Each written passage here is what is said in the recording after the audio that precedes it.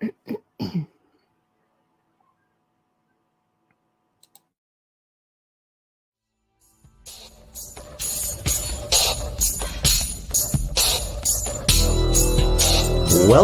to the Outer Realm with Michelle DeRoche and Amelia Pisano.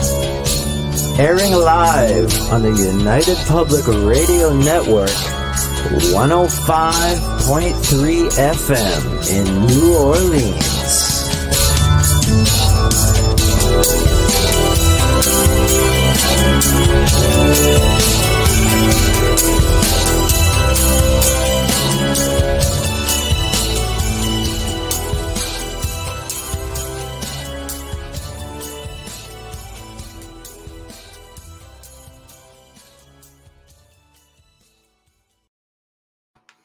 Good evening, everyone. Welcome to the Thursday night segment of The Outer Realm. We are broadcasting live here on the United Public Radio Network, UFO Paranormal Radio Network, and 105.3 FM from the beautiful city of New Orleans.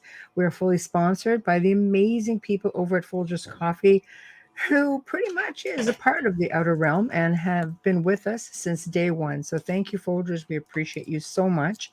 Also, big thank you to Dr. Snick, Justin Snicker, the sonic surgeon, for his voice and his music for our intro and outro. He's an award-winning composer of Halloween horror and sci-fi, dark wave electronic music, anything great for this time of year. So go check him out anywhere that you can find good music. Also, big thank you, Steve McGinnis, for our banners. Anything amazing that you see on the banners is courtesy of Steve McGinnis.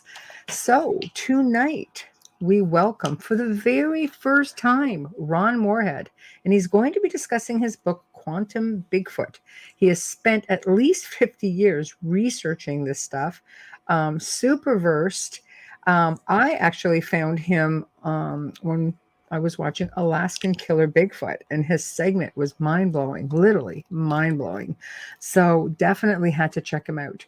So before we move on, wherever you are watching this show, please like it, join it, follow it, subscribe to it. We would really appreciate that. So thank you, thank you. Hello, Bubbles. Hello, how are you? You know, Thursday. Almost there. Almost there. I know. My fan is kicking my butt here with wispy hair. So if you see me with my hands on my nose, I am not doing anything except trying to remove the hair out of my face. Oh, no. It's so warm in here. It was really hot today. It was actually pretty nice out. Cannot complain. Cannot complain. Got some things done and just, really looking forward to this evening's show. Like, we don't do crypto very often. It really has to be something pretty cool for us to even broach it, just because of the fact that there's so many shows on it. And after a while, especially Bigfoot, that's a really tough one, because I think it's one of the cryptids that gets covered the most. It's most recognizable. Yeah. Well known. Yeah. So for Bigfoot's us, pretty popular. It's a celebrity in the cryptid. Bigfoot's a celebrity. Celebrity Bigfoot has cryptid. cred. I love it. Bigfoot has cred. Yeah. Yeah, he does. And he's just like, so suave. He's kind of doing all kinds of things out there, but elusive. But that stuff that was pretty cool. Like, realistically, when I saw him on Alaskan Killer Bigfoot, it was like, what is this? This is like a twist and a half. And it's something that a lot of us within the field have talked about, like how things sort of connect. And then he just got talking, and I'm just sort of like, what? So definitely really interested in what he's got to say. Absolutely. So do you want to start off this bio? Very much the salt of the earth for me. I was watching him on YouTube today, and I shared a few of those so that people could listen to the Sierra sounds and really hear what his work is about, because it's different than anyone. And I will go more into it right now. Ron Morehead has been known for decades for his worldwide research into the Bigfoot Sasquatch phenomenon. He is an author, researcher, lecturer, experiencer, and producer of the Sierra Sounds. To date, he comes closer than any other researcher to having a complete body of evidence. And in order to understand the enigmas associated with these giants, he began to delve into quantum physics for the scientific answers that he and his hunting friends experienced. As a result, he wrote another thought-provoking book, The Quantum Bigfoot. And that is the one that intrigues me. Now, I really like the Sierra Sounds, and like I said, he's been at this a really long time. I'm dying to hear, what prompted him in all of this. But I'll tell you, I just listened to some of those recordings, and it's fascinating. Like, you hear a lot of from all over the world.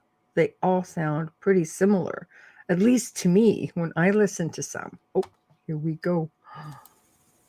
Hello, Ron Morehead. I promise I will not call you Ryan. Okay. Stupid freaking phone, honestly. Just wanted to take it. I sent him an email, and he corrected me. I was like, what? What do you mean? And I looked, I'm like, what are you kidding? It's talk to text. No, I typed it. Click send. It goes, nope. I'm going to put whatever I want in there. What's that noise? Can you guys hear me okay? We can. Oh, good. Yeah. How are you? I wasn't sure if I was going to wear my hat or not. I thought I should wear my hat. Oh, I like the hat. Oh, no, the hat has to stay. That's right. The hat's nice. And I've been sharing all your clips today, and I have to say to you, out of everyone that we've ever had on, for me, you are the most salt of the earth. I find you so sincere and so kind and so genuine. I'm not saying that anyone was disingenuine. I'm just saying you have a different approach, and it makes it easy for those of us like me who don't know that much to not feel like, like we don't feel intimidated. You're warm, you're kind, you're sharing of your information, and you're honest. And I appreciate that. Thank you so much. Oh, well, thank you. You humble me. No, you're humble. You are very humble. But I'm watching clips of you, and I'm like, I am so looking forward to this because I don't feel intimidated. And I think it's a great thing for the audience like me that is just delving into it. Yeah. I'm trying to make my screen bigger. Let's see. Yeah, I've got a weird sound going on when I move around. I don't know what the buzzing is. I don't know. Let me just mute people. Let's see where it's coming from. Yeah. It's coming from Ron. Yeah. Do you have a fan or anything on in the room with you? Not at the moment. No. It might just be a driver. Yeah. Okay. Interesting. All right. Maybe it'll just stop. Well, if it doesn't, or if you want me to, I can take the hat off and put my headset on. Well, maybe try with the headset. Maybe it'll block out whatever the sound is coming. Then put the hat over it. Huh? He's just as handsome without the hat. I know. You just have it. Let's see. What do I do with the headset now? Okay. I had it here just in case because I usually use. Well, I had another headset, but I actually cut the string on it, so I could put my hat on with it. I know how you feel. I go through all kinds of headsets here. Pull this earplug out. Okay. The earbuds should have worked. It's just plugged right in.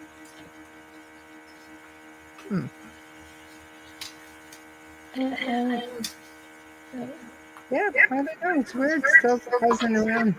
He hasn't plugged it in yet. Oh.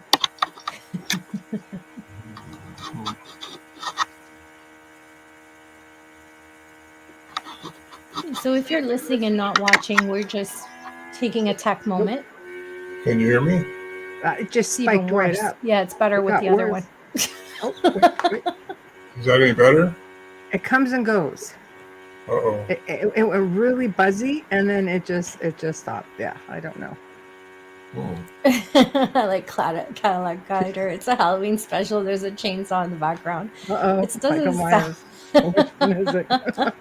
It's just a buzzing. Yeah. Yeah. Okay. Is it loud in your ear? I can tolerate it, but I don't know. I'm fine with it. There, it's gone. Yes. I hear you guys fine.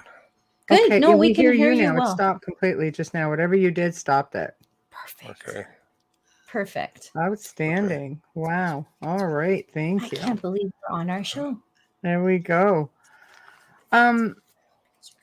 So I really want to thank you for joining us.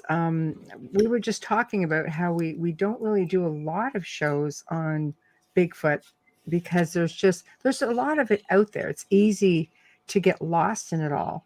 And then when I saw you, and I actually felt like, oh my God, there's something that actually makes a lot of sense. we really need to talk that's good to hear. gentleman. Thank you. Yeah.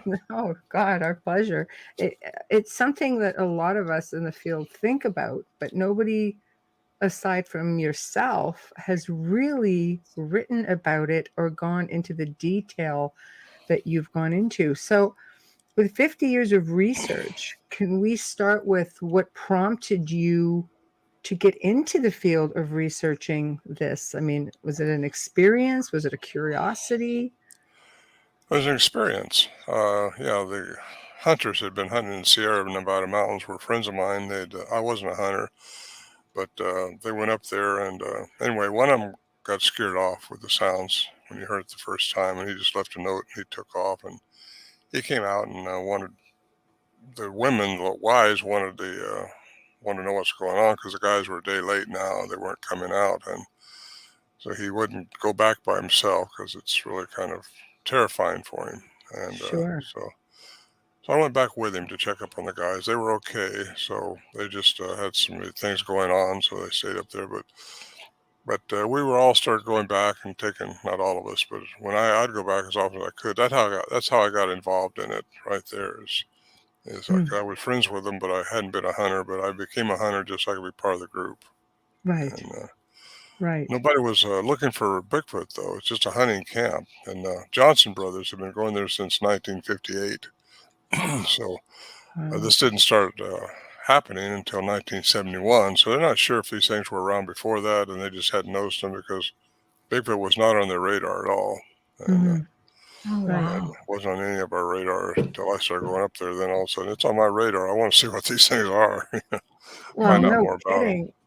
I mean, I've listened to some of the sounds. We both have. You know, we went through that today, and it's scary, but it's not.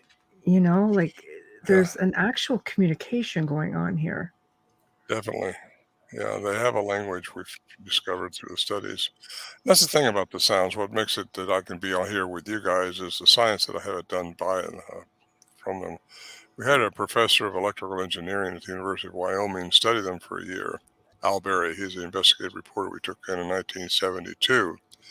And he fostered those studies, and they came up with a paper that gave a report on it, and it's inside, outside, below, and above the human range. So they have and by the way, the tapes were not manipulated in any way. That's the big deal because they're all cassettes. That's all we had in those days was cassettes. So, yes, but you can't fudge it. No, you couldn't. No, and they weren't anyway. But you have to have a professor behind that stuff to really give it validity. Right. So he studied them and said that they have a vocal mechanism that's represented compared to a human, an animal a little 8 foot tall. At least the one that he took out there and looked at it, how it compared to human range. But they have a vocal range, like I say, that I think goes way up into probably ultrasound and below infrasound. But we weren't recording those sounds, so I actually can't do that with the equipment we had. But now, since I've been looking into it for so many years, and a cryptolinguist actually got a hold of him in 2008, named Scott Nelson. He was trained by the military, the Navy, as a person to see if it's a sound is a code or a language of some type. And if it is a language, what does it mean? Is there any deception in it? That's what he did for his whole career in the Navy. He's a two-time graduate of the school, too, which is now a Department of Defense. And he's very qualified to do what he did. And he wrote a transcription and said, this is a language by the human definition of a language. That's kind of important.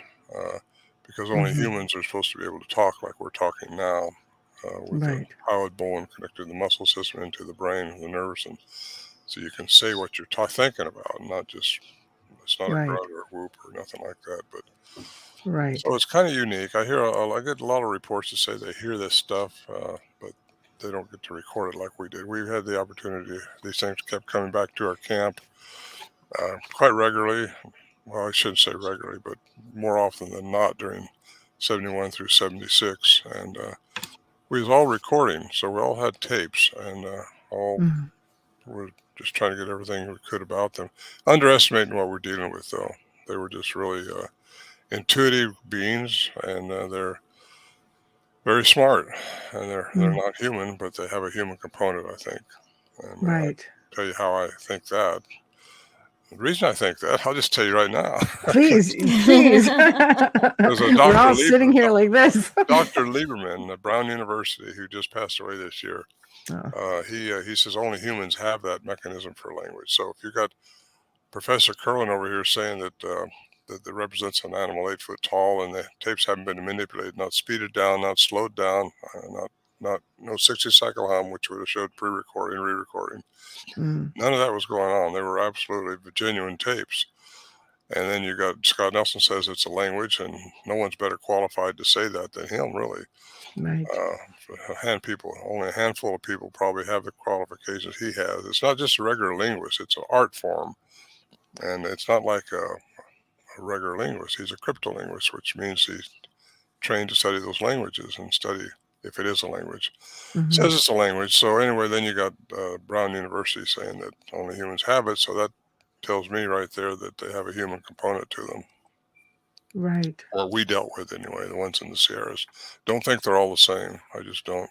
Oh, that's interesting, because they all sound so. Well, easy for me to say. They sound similar when you look at different ones. Like when you listen to different recordings from different ones around the world that have been captured, there are similarities, I guess, would probably be the best way to put it. But I did hear something I found very unique, and I don't know if this is possible, but while we're on the topic of language, I'll put it out there. There's a group in Saskatchewan, Canada, if I'm not mistaken, and they keep getting interaction with a Bigfoot family up there. And they were getting back and forth interaction to the point where the one researcher kept saying, "My name is Mike, Mike, Mike," and he kept repeating it. And you could hear this other type of tone coming through that sounds pretty close to what you're describing. And it's going, Mike, like it's trying to, it said it pretty well. That's Mike Patterson. Yeah. He shared that with me years ago when he first started having it. And was this authentic in your opinion? Was this authentic in your opinion? Like, can Bigfoot actually do this? Oh, they can do it. I just don't know if it's them or not, because I wasn't there, and I'm not witnessing what Mike was witnessing. But so I don't like to chime in on things that I don't know. No, of course, he did send them off to the cryptolinguist that I use, though, Scott Nelson, and because they were inside the human range of what little sound he sent to them, Scott could not attest that they were a Bigfoot, because he looks for things that are outside the human range and a morphine stream of words, which means a cognitive sentence like we're talking now. And Mike didn't have that. But that doesn't mean Mike's stuff isn't real. It just means that Scott could not verify it. Right. Okay. I had to ask because it's such a curiosity to me. And it basically lends a little bit, maybe to the theory with this degree of intelligence. We're not just talking about, and again, maybe this is just me speculating, but in your opinion, why don't we just put it, we'll ask this way. In your opinion, what is Bigfoot? Is he extraterrestrial? Is he interdimensional? Is he, just a being that's been here and managed to elude us all? Well, probably all of the above. Great. Well, they aren't all the same. Like I say, I think, first of all, I believe in aliens. I believe that UFOs are real. Now that our government says we can believe in them, we can all believe in those things now. Yes. And really, I think these probably, whatever they are, many of them have been here since before we were here. as humans, as a Homo species, sapiens. Right. So I think some of them have developed, and some of them, if there is alien intervention into the genome of one of these primates, that would have given them the mechanism for language. Okay. Some of them, though, may just be able to scream. And like I say, different type of aliens have been coming to this earth for a long, long time. I've been pretty much all over the world, and I've been in South America. Really opened my eyes up when I seen remains of things that just we couldn't duplicate it today. Right. The technology that they had then, which is thousands of years old, we can't duplicate it. It's just the structures that you see, the megalithic structures and all that in Paracas, Peru, and around Cusco up in there. Yeah.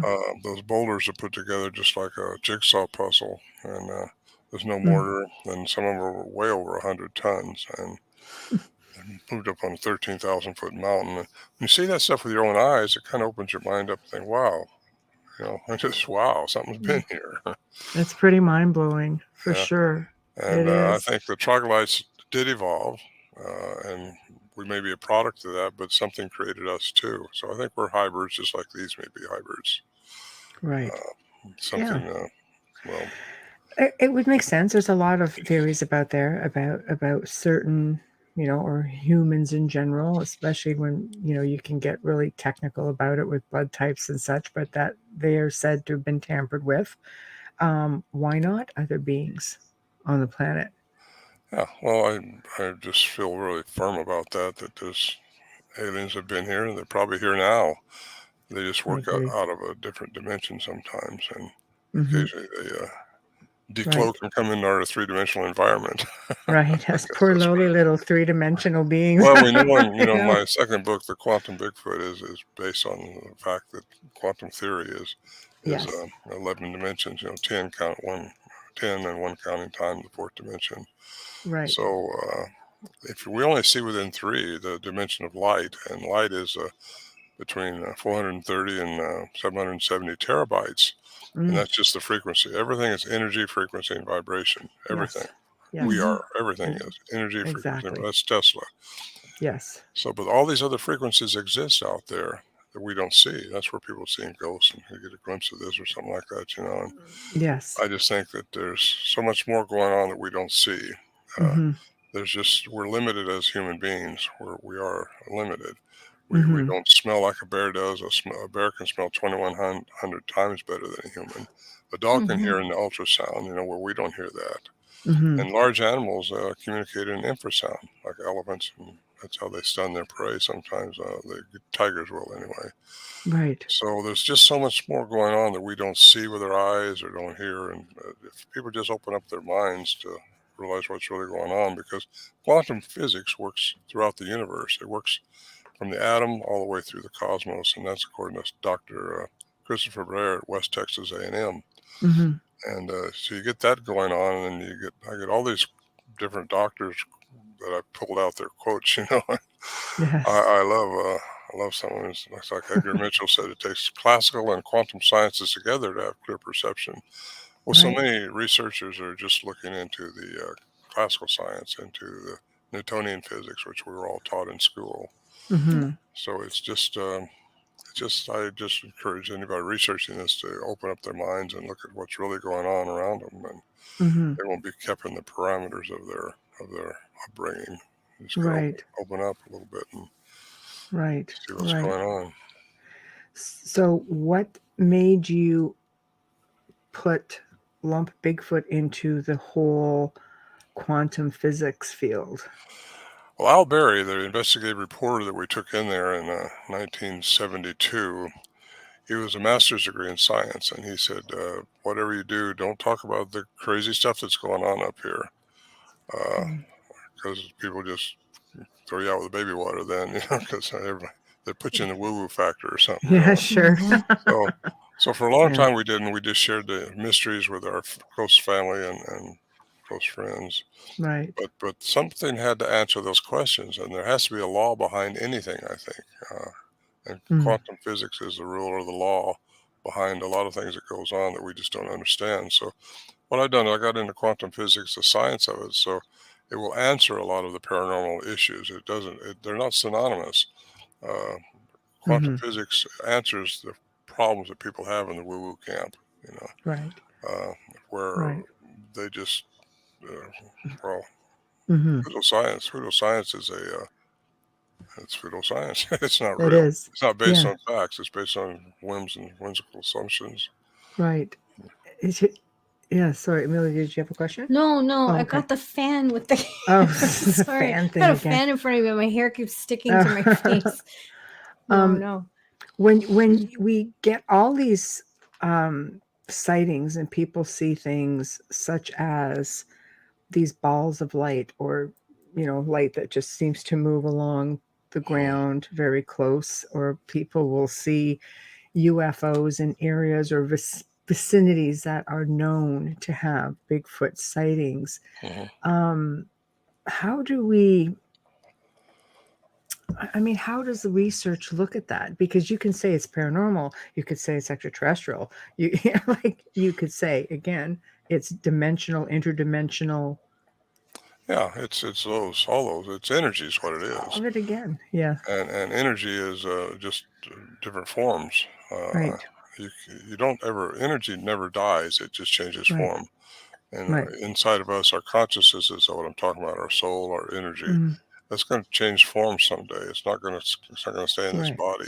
So if you're a scientist or a physicist, you're going to say that you just change forms. Einstein said that. And if you're just a flesh and blood person, well, nothing else going to happen.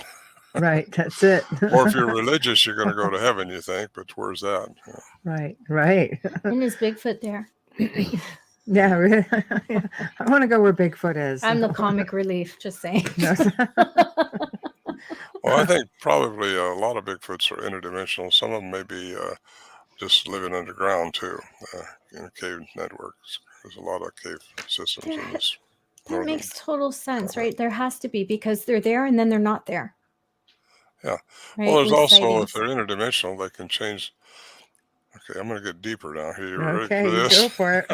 You got our attention. Paul Dirac at Florida, he says that Dr. Paul Dirac, he won the Nobel Prize in 1933 for antimatter, and that's where energy and matter are interchangeable, and matter and energy are interchangeable. Got it? That's so. If these things have learned how to find the frequency to change their matter into energy, they would disappear, or they would become into a ball of light, or just a ball. I've had some people witness these Bigfoots disappearing, and then there's a ball of light over there. So if they can do that, they could pass through things, because in quantum physics, when you get down to a minute structure of what we are, if you learn how to find the frequency, you can pass through things. Which would explain rapid transport. And also Native American lore says they live in two worlds. They've been here for eons too, Native Americans. Yes. That's right. They live in two worlds, and they say they also live in trees. So I know there's a lot of reports I've taken over the last 50 years that says that these things go into trees. And I've had some pretty credible people tell me they saw that. I've never witnessed that. See them in trees. But that doesn't mean it hadn't happened. And if these things are actually, because they're really disturbed when there's clear cutting going on, or people cutting trees down, that seems to really be an issue with them. Right. I was up in Alaska last year with the Discovery Channel filming the. Saw it. That's how I found you. Oh, really? Yeah, Kyle was on I the mentioned show, that there. Of course, there was more to it then, because I didn't get to the bottom of it. If you just start right off, say, well, they live in trees, somebody's going to call you a nut. Right. You got to have something that makes it credible. And energy and matter are interchangeable. Right. And when you get that way, these things can change their matter into energy. They can go into a tree, they can go into the ground, they can go wherever they want to, into the fifth dimension, and not age anymore. Right. Not age like we do anyway. Right. That's why people who have these sightings are always dumbfounded, because it's there and then it's not. So they're questioning, am I really seeing this, or is it my imagination? Right. Well, Wow. there were 6 of us up there, 5 actually. One guy would go back. So Right. we were all witnessing this stuff, the strange stuff. I did see a UFO up there. I did personally. Right. And it was all going on when the Bigfoot stuff was close to us up there. And Right. but there's Yeah. just a lot going on. Sometimes we thought our camp was being tore apart when we looked out. As far as we haul these barrels in on our mules, and we Yeah. kept our food up there and our sleeping bags up there. That way, when we couldn't take the animals, we just walk in and Right. have our stuff there. I mean, that's pretty nice. Then you can stay several days, not have to worry about hauling my stuff out. Mm-hmm. It's 8 miles into the wilderness where we go from the closest place you could park. Oh, Right. 8,400 feet in elevation, so it's not an easy place to get to at all. No. There's nobody else around. There's no big lakes or nothing that people are going to go to there. It's just springs. That's where the water starts. Right. And it's just a really imposing trail. It's really, I mean, that's what Al Berry went in there for, is to try to prove a hoax out of it. That's what he was set to do, which we didn't know at the time. Right. What did happen was Warren Johnson, he was the leader of our group. He's passed away now, but he wrote a 23-page letter to Ivan Sanderson, a cryptozoologist, and Ivan Sanderson thought it was probably a hoax, and he sent it to Peter Byrne, who was in Oregon. He's also an investigator. He's mostly in Nepal, but he'd come out here to investigate the Patterson site too, and set up a research center in Oregon. Well, Peter thought the same thing. I didn't know any of this was going on until later on when I read the letters of communication between them all. Wow. And so when he contacted Al, he said, "This is probably nothing, but you might want to go down and talk to these guys just to see what it's all about." So Al Berry came down and interviewed us, and we invited him in 1972 when the snow melted. He could go in, and we went in, and he started experiencing what we were experiencing the year before. And he just was still trying to find out who could be pulling that off. That's what investigation is all about. Right. And I found out he was actually going through our backpacks while we were out walking around. Oh. We're trying to see if there was some Sacrilege. kind of something. And we were later on, at the suggestion of a scientist, we took a wildlife biologist up there to do a flora fauna study on the area to see if there's any signs of, it could have been hidden wires or nails in the trees or something like that for speakers and things like that. And he did that, and he couldn't find any signs of anything. Of course, we knew that because we weren't doing that. Right. But still, you have to have those reports in there for people to listen to you and take you seriously. So these sounds have been out there now for over 50 years, and no one's been able to debunk them. You got people like Joe Rogan says he can duplicate it. Well, no, he can't. No, he can't. No comment. Do it, Joe Rogan. I Do have it. challenged him publicly, just like I'm doing now, to just try it. Because you got these voices stepping on each other, and they're outside. Tell him to bring you range. on the show and do it. What's that? He won't. He won't. No, he won't, because he can't. No, he can't. First of all, you'd have to be 2 of you, because these things are arguing between themselves up there sometimes. And Right. No, they're fascinating. I shared them. We didn't know if they were arguing over who's going to come in and eat us first, or if they want to look for salt and pepper. We just didn't know, and didn't know what we're dealing with then. But we did underestimate them, thinking they're just a flesh and blood animal that hadn't been discovered. Right. But I got to tell you, now that I got into quantum physics, nothing is just flesh and blood. We are not just flesh and blood. We have a consciousness. We have abilities that we have not grown into yet. Mm-hmm. So there's a lot more going on with us than what we don't know how special we are. We're very special beings on this planet. Right. Right. Well, we're kind of being held underfoot too. Like I always feel like something is stopping us from using all of our brain matter, all of our, our consciousness. Abilities. There's something holding us back. Because Probably I us. talk to dead people. So, and I always say, if you open yourself up, right, and you prepare yourself, you can do it too. Like, it's not something, Exactly. Some people might be stronger, like some people are dentists, and the rest of us, we still know how to brush our teeth. So it's the same kind of thing with intuition. Everybody has it. They just don't realize how good they can be at it, and they're not working on it. Well said. Well said. Thank you. And also, I get in my quantum book into the pineal gland has a third eye, and how that's a receptor, I believe, for Absolutely. learn how to meditate and balance your chakras and just be take all the things that are good out there. Just because it's a different religion or something doesn't mean it's from the devil or something like that. You know, No, too many exactly. people are out there worried about I've been called many names. I've been called many names, but it's okay. I think it's so fascinating. See, everyone listening, the biggest man in this field right now, Ron Morehead, is telling you he meditates and he opens up his pineal gland. That is huge. Yeah. Because a lot of people don't talk about that in the cryptids. They just talk about sightings, history, facts. But I love that you do that. Do you think that it makes it easier for you, and it's kind of like pulls you in to want to know more and try to communicate with them? Yes. Yeah. Okay. It will tell you things. That's how you get information, is that way. When you pray, you're asking for something. When you meditate, you're trying to receive something. A big element I try to get into is your pineal gland needs to communicate with your heart. Your heart has a brain. Your heart and your brain and your mind up here, your brain has to be in coherence with it. It has to be balanced. You do that through your meditation, through your chakras, and balance those tones and things. And once you get that going, you become healthier. Everything works out better for you. Don't be a victim no matter what. Just never be a victim. Whatever happens to you is okay. And no matter how you think about it, there's a reason it happened. Where life is just about experiences, and how you respond to the experiences is more than the experience itself. We all have to learn to respond to the experiences with love and compassion, and not with anger, not become a victim because somebody done something to you. You're an old soul, Mr. Morehead. That's right. You're an old soul. That's how an old soul sounds. Yeah, that's true. Well, I am old, you know. No, you're not old. I mean, you're an old soul. You know, you understand that it's all part of something.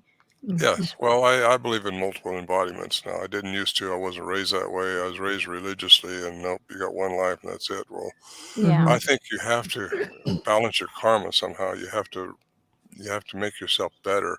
You do that, but if you learn how to work with love and compassion throughout your life, you will raise your personal vibrational frequency. And that's how once you leave here, you'll leave to another dimension, a better one, or not. And I think maybe you got to respond. You got to learn some way, somehow. You got to learn the lessons that we're here to learn. Humans are very special. We get to go through these experiences, and we should appreciate them all because they're meant for something good if you respond to them properly. We're off the subject of Bigfoot, though.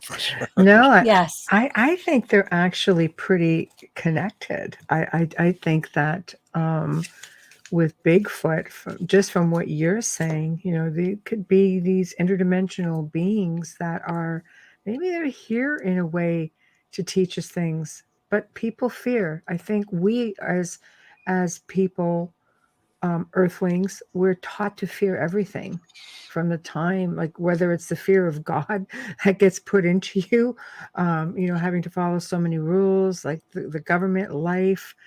Maybe if people didn't fear. Oh, you're hitting right on a button there. That's perfect. Yeah. Fear is your only enemy. Right. People say, well, were you afraid up there? Well, we got where we weren't afraid because we realized they weren't going to eat us and they weren't carrying us away or nothing. So we got kind of friendly with them, or kind of comfortable, I should say, and looking forward to them coming in at night if they did. Right. And we just, I think your fear is what will hurt you anywhere. So if you can learn to control your fear, well, who was it? Theodore Roosevelt or somebody? The only thing to fear is fear itself. Fear itself. Nothing to fear but fear itself. Yes. And you find what you look for. I think Abraham Lincoln said that. That's true. A negative reaction. If you're looking for something that's going to stab you, something probably will stab you. So. Right. Well, that's manifestation. Yeah. Oh, now you're into something even better. Right? We're manifesting our reality. We got going on. We created our life. That's another show. I know. So in your opinion, then Bigfoot is nothing to fear. I mean, he's big, he's imposing. Well, I think you should keep your guard up. Excuse me, I shouldn't interrupt you, but that's okay. I think you got to keep your guard up because they're not all the same. And what created them, what made them, and what the agenda was is what you don't know. Right. You don't know what alien may have messed with the genome of what species to create a dogman, so to speak, or a Bigfoot, and what agenda they may have put into them. Right. Some of them I do believe are here to guide us, to help us, and again, that's another way. You can open up your pineal gland, you can listen to this stuff, and you got to be on the right frequency, and they will try to guide you like that. I think some of them. Right. And even the Bible says you got a guardian angel. Right. And or what a is an guardian angel? Bigfoot. An angel is just an alien. And I'm not sure if we were dealing with just something that was just pure alien up there, just because it had a Bigfoot, we call it Bigfoot. Right. And they were bipedal primates for sure, but I don't know. Do you think they go back to being these giants that people are? I mean, they've always been around, but you can thank the Smithsonian for dumping all that. But mounds, giants, we know that there's sightings and bones and relics being found all over the world. Could Bigfoot be a part of that, perhaps, from a time gone by? Yeah, I think so. What is Bigfoot? That's a big question. Yeah. And what are, again, what made them? Why are they here? Were they a product of the troglodyte like we are? Right. Just Right. we don't know yet, and we may That's the never big know. question, isn't it? Well, it's a question, but these guys are still looking for the ape in the woods that are out there. A lot of them are, and that's what we were doing. Just okay, let's hope this ape comes in tonight. Right. Right.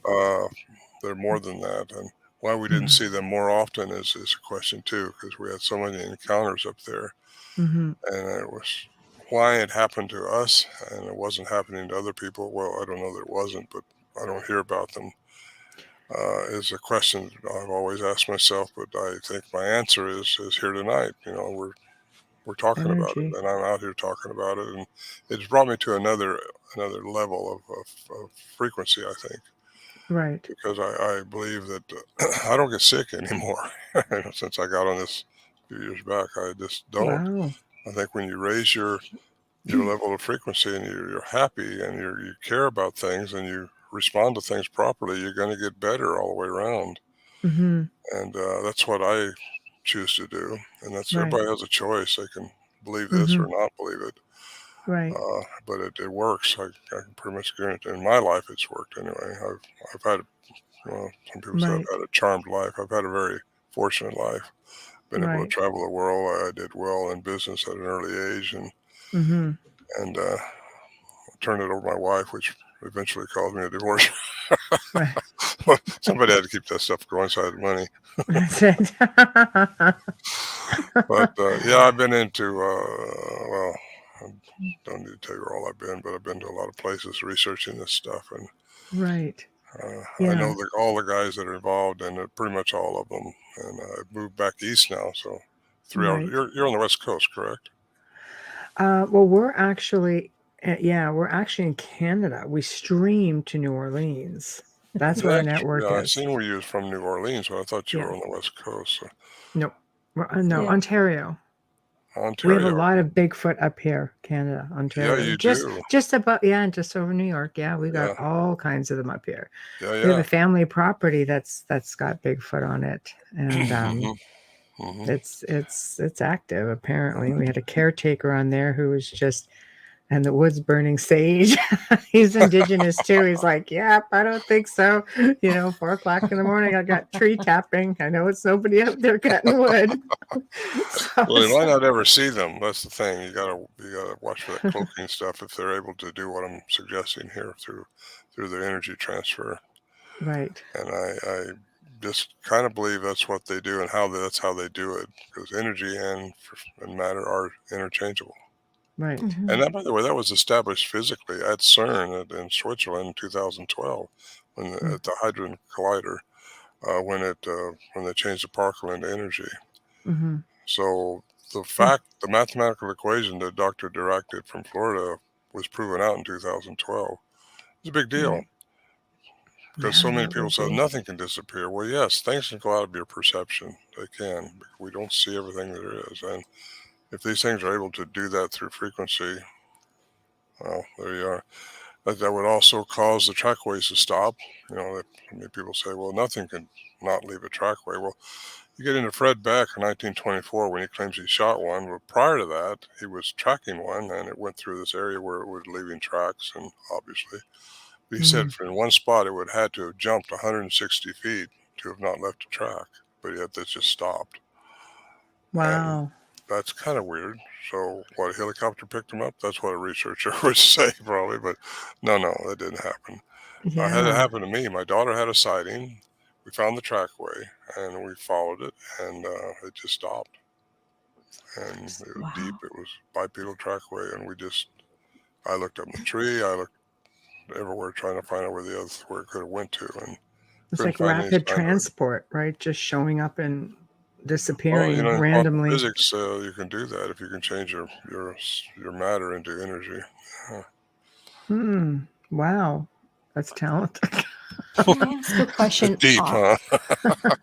Well, I know. quantum physics is not that deep. I'm not a physicist. I'm a citizen scientist. I call myself now. I'm a Pisces. Can I just ask something Yes. off? Because it keeps ringing in my head. You're talking about sightings and voices and communications, and we've had guests on that have talked about families. Has anyone ever seen a little Bigfoot, like that looks like a family unit? Does that Yes, exist? I've had Yes. reports of that. Yeah, and from a Wow. couple of school teachers that were out gathering pine cones for Christmas, and they saw a family of three, a male, a female, and an adolescent. And we've had a little Yeah. track up there, a little 9-inch track next to an 18-inch track in the snow. And I've got the voice of a small one, sounds like a small one anyway, recorded. And Wow. it's on my second CD. Nice. No, it's in my book, Voices World, and it's on the link that comes with it. I love that. But it's you got the female. We think it's a female, an adolescent, and a male. And the male was up behind me when we were outside the shelter, which is really unusual that they would start interacting with us while we're outside the shelter. Normally, we'd all have to go inside the shelter before you'd hear them out there. But this time in 1974, when Bill and I and my packing buddy, we were hauling supplies in, and we got there, and that's the night when I started mimicking what I was hearing them. And they were asking me something. I don't know what it was, but it was one the female down below with the adolescent, and then that's when the big samurai cry came from behind me, and I got that recorded. And actually, Matt Moneymaker from the BFRO coined that. He said, "That sounds like a samurai." And since then, I've had so many people say, "Hey, we hear samurai chatter." Well, you might hear it, but you don't see them very much, So but I got to see that night, the samurai cry. I saw it go down through the trees with the other two. Right. And that was a thrilling night for me. Wow, I guess so. That's just exciting. Do you think maybe, you make mention that nobody else was having these experiences? Could it be because you spent so many years doing it and being there, and they became familiar with you and your energy and your vibration, all of that? Well, I think that's vibration got something to do with it, but the Johnson brothers had been there since 58. I hadn't been. I didn't start going until 71. Maybe they just liked you more. Maybe. Well, I think maybe they're trying to say something. Again, if you hear the recordings, which I got, they sound like they're asking me a question. Yes. And again, at the time I underestimated, I was trying to mimic what they were saying, and I wasn't doing a very good job of it. Right. But, I just imagine, like, what is he talking about? The Bigfoot, like, Well, I think they also toy with you. They'll mess with you. That was going to be another question. Yeah, they do. There's no question about that in my mind, because they were messing with us. They think that we think we're smarter than them, and we do. We think we're the King Kong on this earth, right? That's true. That wasn't a good pun, King Kong, but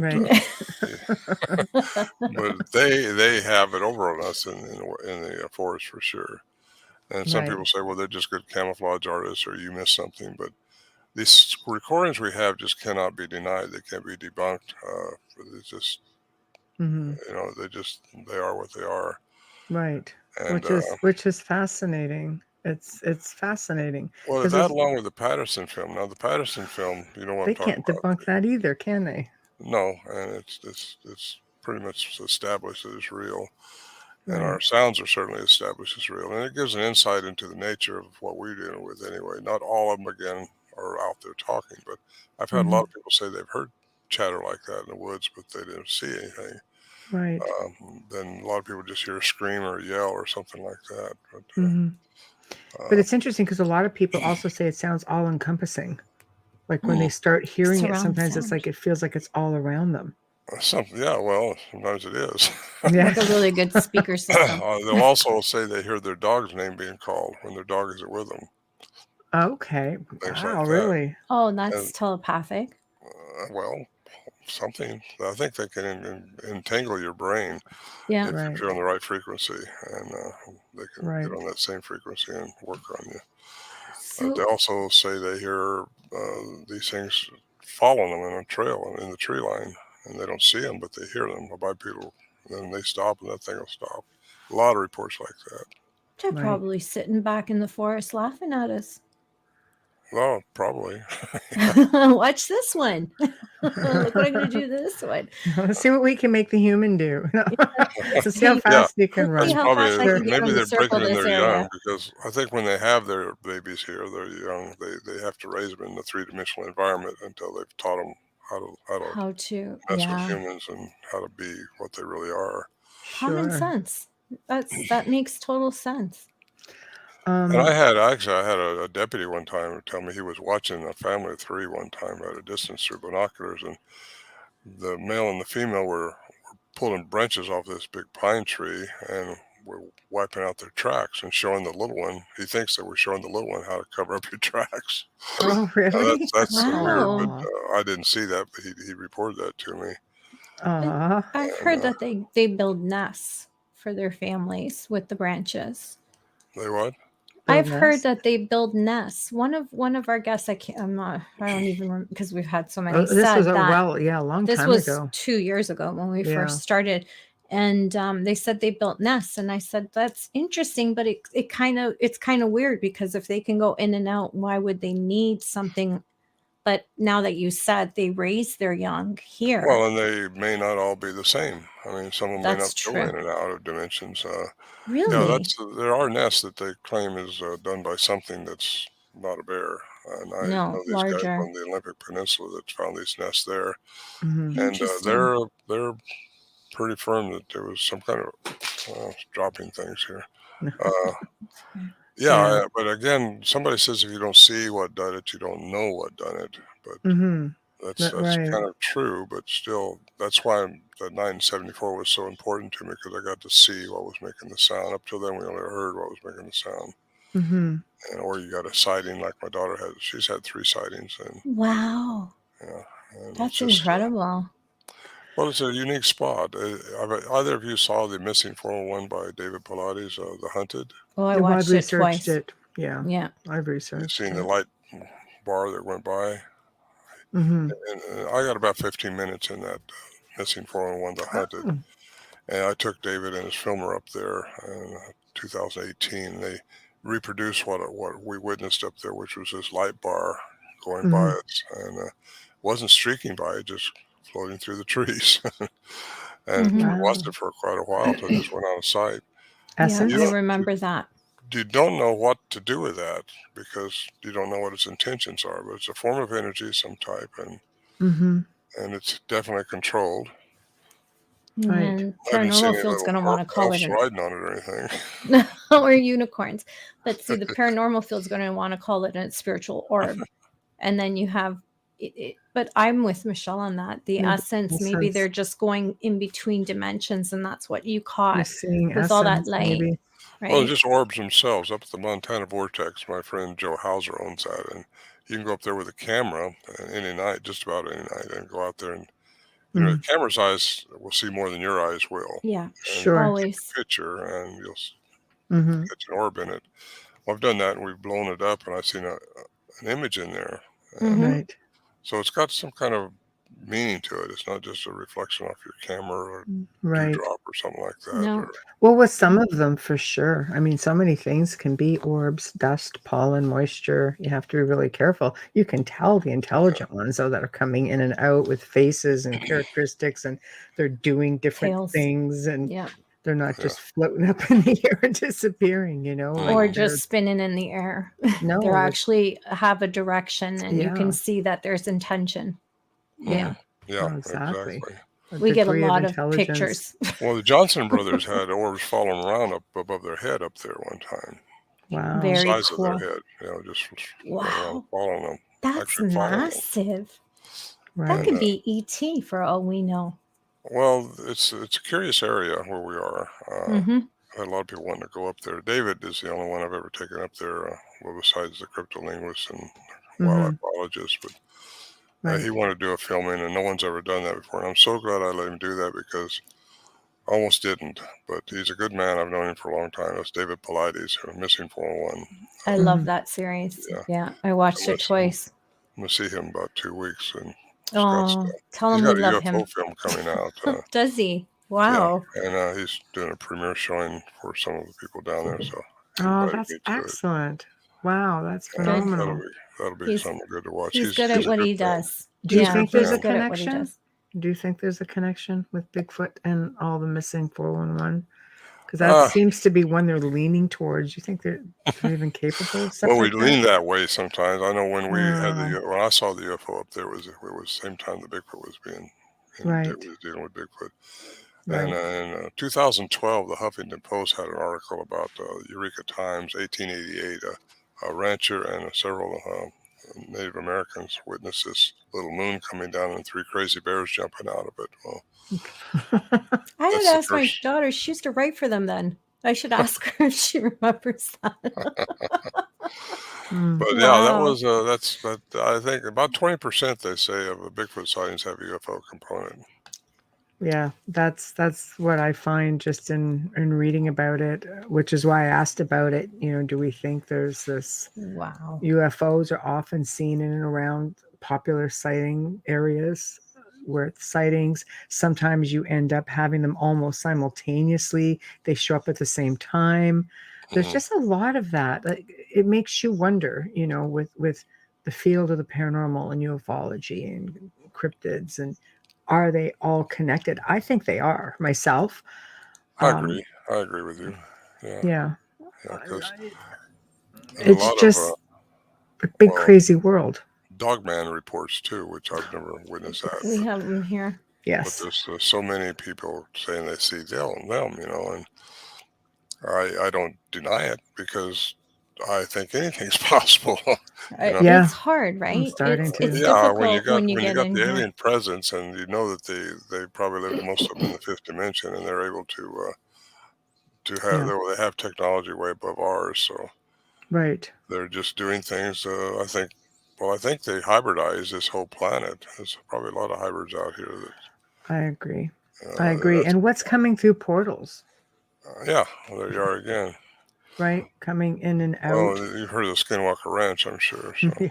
Yes. We have skinwalkers up here too. A lot of sightings. Yeah. Well, if energy, my daughter, that morning I said she had a sighting. Something had been dealing with them all night long, her and my granddaughter, and she got up and seen this thing shoot through just a daylight shoot through the metal right there, and my granddaughter was walking over, probably 75 feet on the other side of the area there, and she, good, my granddaughter will see it's running right towards her niece. Right. And when she came back, she said, "Did you see anything over there?" And she, this white wolf came out right in front of me and just stood there and looked at me, and then ran up the mountain. So that's comforting. Well, what do you do with that? And later we find the trackway of a Bigfoot, so it's hard to say. Right. This is but really interesting. She sounds kind of calm about it, though, telling you. If you grow up in his house. Yes. You're going to be calm about it. Yeah. Well, I think their energy can hook into you, and just once you entertain it, it'll just start staying with you and playing with you and doing things. And right. So if you project fear, then they're going to, it's like giving something the edge, basically, like anything. The Portlock stuff. Well, when I flew over that helicopter, when they took me up there, I saw how years ago it had been timbered heavily. And then I saw pictures of how much fish they were taking out of that inlet there. And I read where they've been mining there too. Well, I got a feeling they were encroaching too much into this area where these things might have been. And that was causing these things to probably get angry like they do when you go cutting trees down and stuff. And I told them my suggestion is just show respect for the property because they want to re-habituate it. Right. And they wanted me to tell them if they could or couldn't. I can't tell them You that. can't. No It's pressure here, hard. right? Do Yeah, you come back. think it's? Do you So I think it said, if you should be just avoided? respect their territory, respect the area, and don't Yeah. overfish it, don't start timbering again, and just Right. respect it, and you'll probably get Live along. with them. And I said, come back Basically. without the filming crew, just 3 or 4 of you, and stay here. They didn't do that. Well, I know Kyle was on the show, and he said, you know what? He goes, I never thought much about it one way or another. He goes, but after filming that segment, like that series, he goes, it made a believer out of me. And he had said, even in like communicating with him afterwards, it goes, when Ron came up, because that was it for me, man.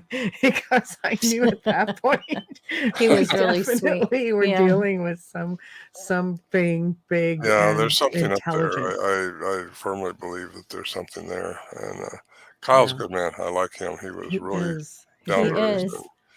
He's the only one who carried a gun. I know. He's stick well, with that's the what guy he's there with the for. gun. He's an outdoorsman, and he is. They had to have somebody like that there. Oh yeah, it was nice to get his perspective when he came on the show, because he just said, "This is what I do. This is why I was there." Right. He goes, I didn't think anything of it aside from, no, I'm here to do a job. Yeah, keep them safe. Oh yeah, he goes, it was an eye-opening experience. He goes, now he goes, I go through the woods someplace. It goes, have you heard? I wonder if we're going to do another series on that, or do anything about that. I think they're trying for season 2. I hope they get it. Well, I know the production company called me wanting to know if I'd go up again if they got the funds to do it, and I said yes, I'd love that. Oh, I like Alaska anyway. I've been up there quite a bit in my airplane. It's beautiful, isn't it? So many things go on there. But it's a place of mystery just on its own. You have the Alaska Triangle. You've got it's huge area. I mean, I've flown over through Canada, and you go for hours sometimes and not see another road or anybody. Wow. It's last wilderness. Yeah, it's really nice. Well, it shows you that there's places that these beings can very easily disappear in and not be found if they don't want to be found. Yeah, that's true. We have all these underground caverns and thick forests. I know throughout Western Canada, it's the same, all the way through Alaska, Washington State, coming up the top. Like, you can get lost for forever. Yeah, you can. It's unexplored. Well, I flew into Toba Inlet one time, landed there on the riverbed, and with Peter Byrne and Al Berry, and we was doing a little expedition up in the canyon where supposedly these things were. And I don't know why I brought that up. We had a couple of helicopters on standby over in Campbell River. We was going to find. Oh, that's another. I went there twice. It's not this other time I went there to go into Toba Inlet. But I've done so much of that stuff. Sometimes I get the years mixed up. But I know when I went up there to study the Toba Inlet, it was 1996, I think it was, and I landed in Toba right there, and I kind of. And I think we all did. We kind of debunked the total story that Osman was saying. Not that it wasn't true, but it wasn't where he thought it was. We could not find the bowl that he said he was in. And I flew over that place all day long, real slow, looking for where he could have gone. And we dropped down to where he was seen. Said he saw the ships in the harbor. And, you couldn't. And from the altitude he said he was at.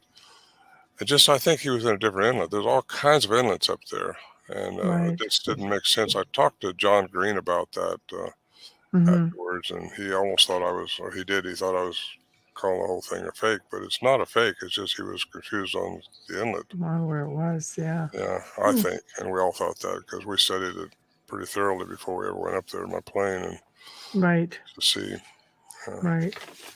Well, can we get to a couple of questions before we move on with? Oh, I'm sorry. Some of ours.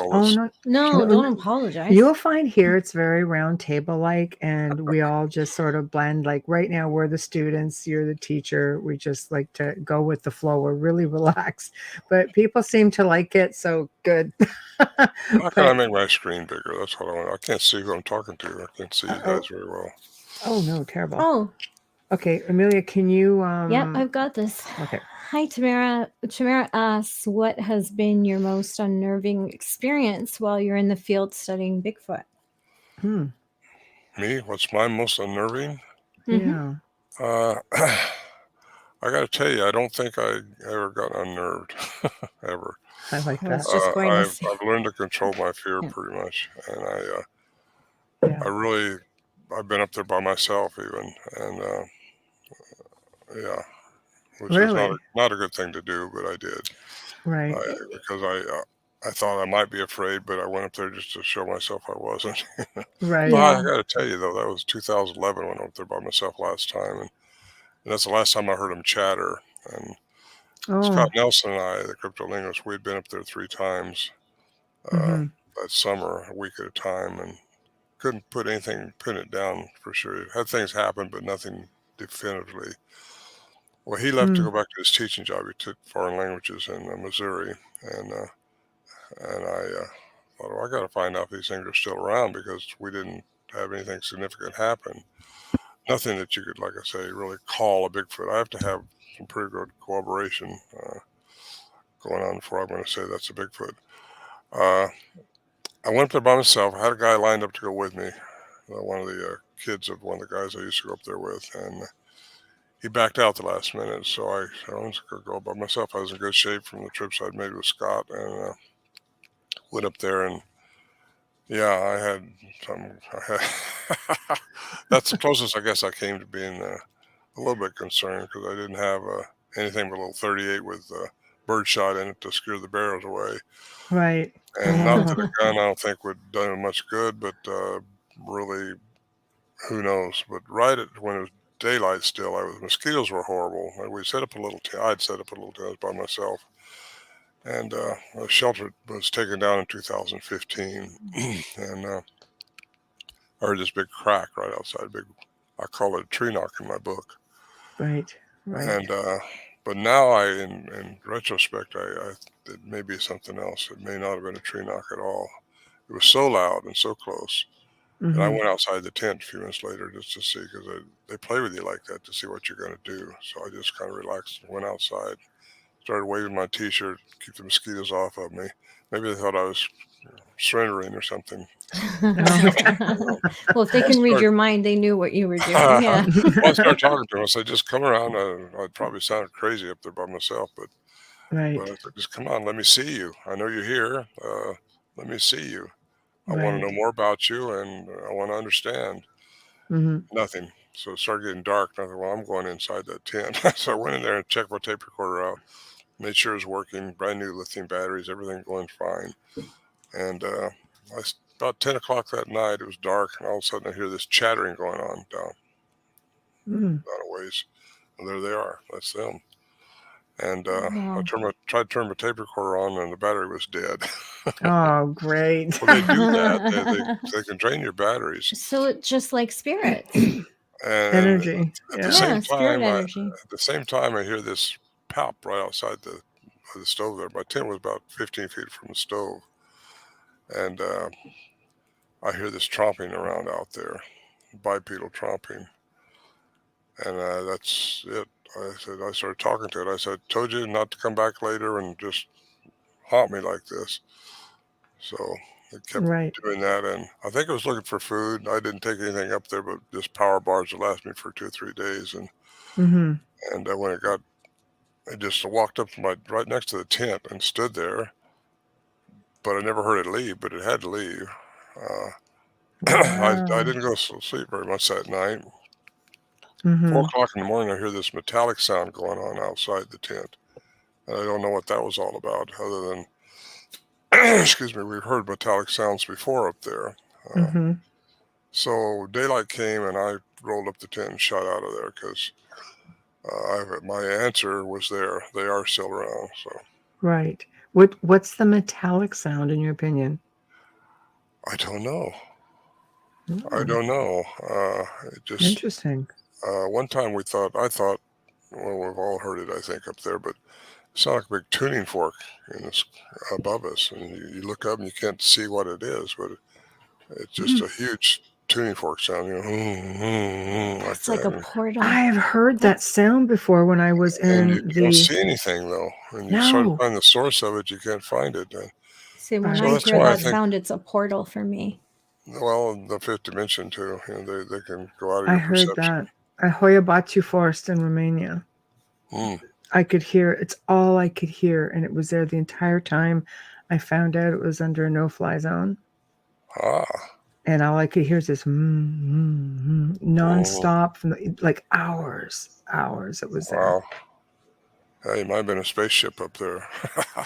They've captured photos of them. Yeah, they believe it's a portal. So, but there's some kind of a doorway. So maybe that's what you were hearing. Portals exist. Somebody was making fun of them one time, and I emailed them privately, and I said, you really should do your homework before you start making fun of people that believe in portals, because NASA's been studying portals since 2012. Yeah, exactly. When I pick up on a portal, that's the humming sound that comes to me. And then I look to see who's using it. Yeah. But anyways. Yeah, that's true. Oh my gosh. So that's interesting. That's really interesting that you heard that affiliated with these guys. Interesting if everything went silent after you heard that. I wonder if they manifested it and just you know what?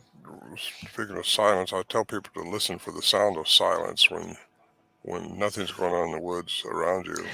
That's Romania. That's what would happen with us up there when everything gets still quiet. Nothing chirping, nothing squeaking, nothing going on. It seems like they do something to stop everything else from happening. That's really interesting because one time Warren Johnson and I was up there, and we had one of these things was mouthing off out there behind one of these big trees, and we was getting kind of brave at that time, so we thought, well, let's just jump out of the shelter and see if we can see it run away. Oh God! So we did. We just got it right quick. Oh God! We didn't see anything running away. We started walking up towards that tree real slow, about 10, 15 feet apart, and all of a sudden we just stopped, like I related, like a force field in Star Trek. We just something just stops us, and you can't see anything, but you can't move either. You can't go forward. Wow. He looked at me and he said, I don't know about you, but I can't go anymore. And I said, I can't either. And we turned around, went back into the shelter. As soon as we got back in, it started mouthing off again. I call it mouthing off. It's their chatter they do, They're chattering. They toyed with us. So I asked a scientist about that later on. He said, well, we can't handle your fears. I said, we were not afraid at that time. We just wanted to see one. And he said, well, it's either pheromones or infrasound. So I went with infrasound because that does affect humans. It's below what we can hear, but it affects you. Yes. And, but then now that I'm pretty sure they have a human component, I've wondered if maybe it wasn't pheromones, but I'm going to stick with infrasound because that makes more sense to me. Infrasound would make a lot of sense. I know in Romania, aside from that humming, droning sound, there was no animals. There was no birds. There was nothing in there. Everything just went. I mean, there's nothing. Silence. Yeah, it's weird. Can you imagine all this time we've got Bigfoot just messing with us, so we had no idea. They do mess with you. I got to tell you that again. I've said that before, but they mess with you. They're messing with us. We could try to set up a camera trap up there. We've done that several times. But trying they to get know. a picture of one, and Yeah. where they're coming in after food, you set up the camera trap with a black thread up there on this old 35 millimeter camera and try to get them to trip it. Set it up about 6 foot high up there. They'll go around it like they, well, that takes some intelligence and some intuitiveness. But if they're telepathic, you're sitting there going, okay, I'm just going to hook this up over here. They're like, okay, where is that hooked up? We're not thinking that way then. We're just not. We're still thinking they're just a unidentified ape in the woods, Right. Yeah, you almost have to just try to blank out your thoughts if they're telepathic beings, because it's so easy for them to mess with you if you're pretty much giving it to them. Well, they won't take over you unless you let them. But they might try to communicate with you. A lot of people say they have mind speak. People have asked me, did you ever have mind speak? Well, yeah. wasn't listening for my mind speak. We weren't trying. I'm very analytical, and if something happens that I can't explain, I'll try to figure out what made me think that, Yes. or it might have been something. But there's things going on we don't see that does mess with you, and I have that happen even today. And, I mean, currently in my life, things happen that when I'm asleep, I'll wake up when something's there, but I'm not surprised. You can't spend time out in the woods or out in places like this where there are potentially, portals, vortices, things like that, especially in the triangles areas. You can't spend time in places like this and not think you're going to get some kind of contact, because they're used by all sorts of different beings. And with ET, like we were saying, like how many of them are actually here? We all assume they come from the stars. No, I'm pretty much thinking many of them are leaving here and going for a little jaunt up in the stars and coming back. I think a lot of them live under the water too. Yes. Yes. They create their own environment. The mountains everywhere, like they're just there. Yeah, but the Montana vortex I mentioned earlier, Joe Hauser and his wife Tammy, they see UFOs quite regularly up there going into Columbia Mountain. Montana's on my bucket list. It's so beautiful. Right. The thing is, when they see them, they go into the mountain. They don't just stop there in a hover. They go into the mountain. They go into the mountain. Right? And I heard the same thing around Shasta, Yeah. See, Disney had something. Get me started on Disney Mount had Shasta. It. He knew. Oh, yeah. Mount Shasta's got a lot of things that surround it, bases. A lot of people just can't handle this kind of conversation just because it's so weird. Because how does anything do company? It's all a good weird. Well, you got people listening to this, so probably don't you? No, our listeners are into it. That's why they're here. Yeah. Oh, yeah. Well, if I got any more questions, go ahead. 2.5-3 million people going, yeah, we're into it. Okay, here's another one from Tamara. Tamara, how many different kinds of Bigfoots do you think there are? Or I guess you got to ask yourself, how many types of aliens do you think have been here? So it's the same kind of perception, yeah. Nobody knows. I don't know. I know I've been in Nepal. I've been into, let's see, well, those all got their stories. Australia's got their stories. Nepal's got their stories. They've all got their stories. China's got their stories. So I don't know. I mean, that's just the easiest answer I can think of. I've seen a pretty long list of Bigfoot names from different countries. There are many. Yeah. There's like 600 different names for Bigfoot. Is the Yeti just a different type of species of Bigfoot then? Yeah, I think so, because they're smaller. I know when National Geographic did their study up there above Bhutan in 1914, I think it was 2014. Mm-hmm. We took a geneticist up there, and at 17,000 feet, they found a trackway, humanoid, barefoot, something walking through icy snow up there. Well, they got some eDNA out of it, and the eDNA is environmental DNA. Right. And it came back a couple of years later as being part human. And that rhymes with Melba Ketchum's report. She said there's a human element in there. Well, most academia, in fact, just all academia, just put their thumbs down at that. They say, well, it's got to be contaminated if there's a human element, because nothing's human except us. Right. Well, they're wrong. Yeah. They don't know that for sure. That's a terrible. Well, there's 227 billion samples in the gene bank, and it couldn't be matched with anything. The nuclear DNA couldn't. Now, the mitochondrial DNA, which is the female side, that's what had the human component in it. Mm-hmm.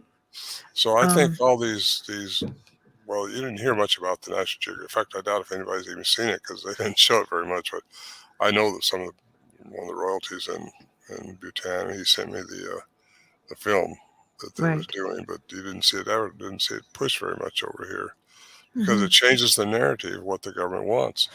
And you don't want, the government only gives you what they think you can handle. That's it. Do they, or only what they think? They got to control the narrative. And if you don't believe that, just think of Roswell for a minute. Oh, exactly. Quick station and sponsor ID, and then I'll go on with another question. Right. All right. I have to find it. I know, we're all so like, what? I'm just, we gotta do our job. Yeah. Right. Or we're not going to have a show. That's all I'm saying. Or a sponsor. That's it. That's right. So I'm going to keep this in camera view at all times. You're listening to The Outer Realm with Michelle DeRoche and Amelia Pisano, coming to you live on 105.3 FM radio from the gorgeous city of New Orleans. Tonight's special guest is Ron Morehead, and we are discussing his latest book and all of his evidence over the years and all of his research, The Quantum Bigfoot.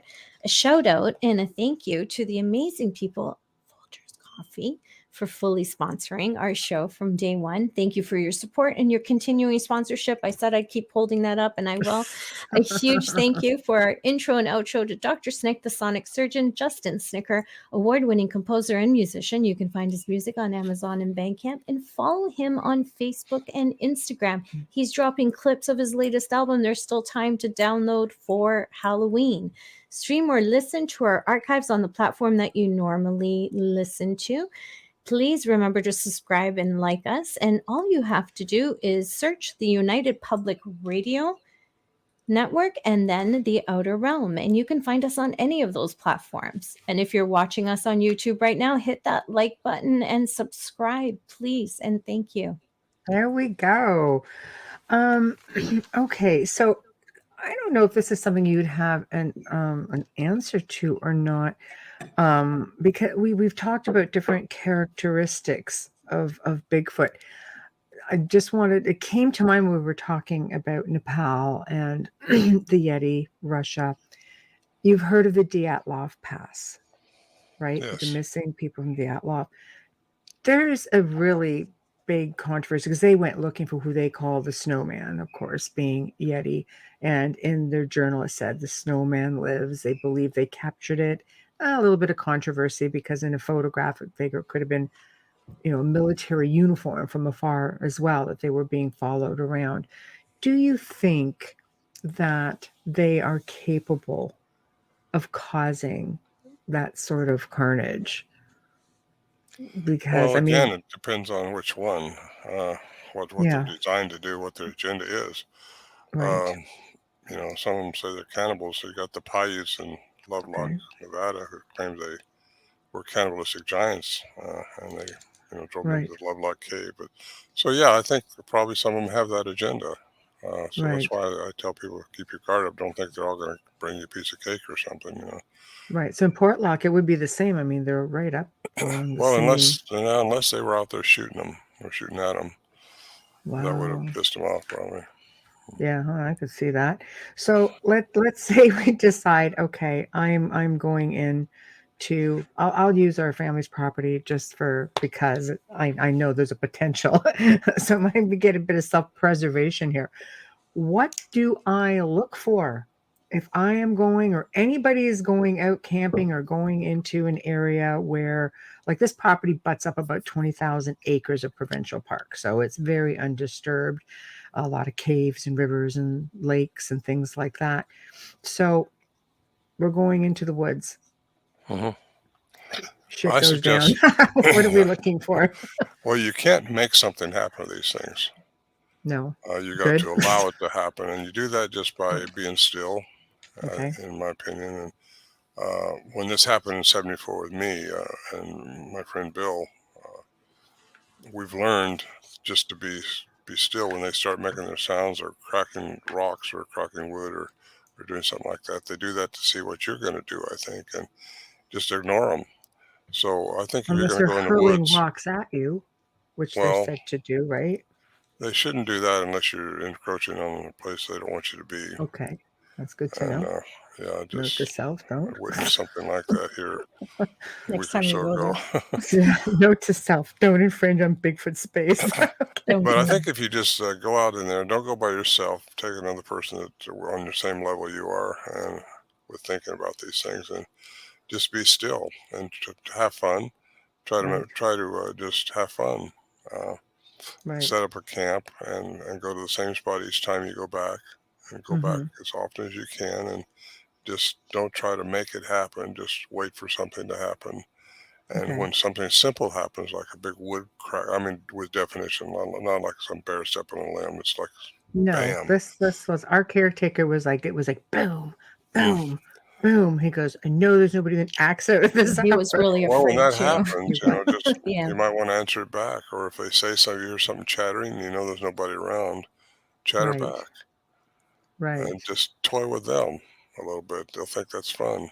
I mean, we had people here. Either that, or they come in and tear your arm off. And See, that's what I'm saying. There was people on the show 2 years ago. They're like, Come on. whatever you do, don't go out with pots and pans. It's a sign of war. Text my caretaker, do not go out with pots and pans. I got to say something here, though. Sensible. I don't think any of them supposed to interfere with your karma, what you're supposed to experience. Right. We're supposed to evolve on our own without Right. influence. So I don't think anything's supposed to do that to us. We've been given dominion on this planet. We're humans. We're very special. Right. Whatever they are, they're not what we are. Right. So when I get off air, I'm going to tell my husband I'm special. You are. He's going to say, Yeah, give me said I'm Ron's special. email. No, we're very special. We were made in the images of very high frequency beings. Right. And I say beings, that's plural. And Right. that's the Hebrews that took it down to a singular factor of God.